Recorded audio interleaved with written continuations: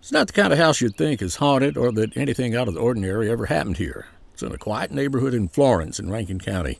And it isn't all that old. It's built about 1990. But strange things happen at this house, and they have since before there was even a house here. The contractor was the first to point it out. Alice Jackson remembers when they were building it. I remember he told us, he said, you're going to have to get someplace to store the materials because it's missing. Somebody's stealing the equipment. And so in a day or two, the things would come back. Alice is the owner of the house, but she doesn't stay here anymore. Too many odd things that were just too upsetting and frightening. Strange light anomalies mostly back then.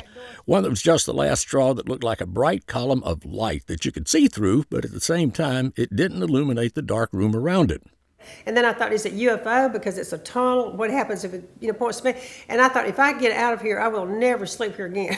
And Alice only comes to the house with other people now and doesn't stay overnight, except very rarely. Yeah, honestly, I didn't really talk about it a lot until we got cameras and I could show you.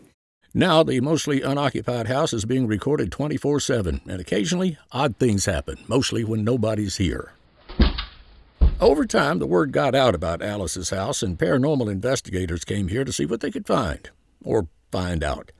John Bullard was probably the first. I do think it is the land and not the house itself, but there's definitely some intelligent spirits here for sure. John says that about intelligence because he's been able to suggest things for the house to do, and sooner or later it does them, like move things, like dolls falling over.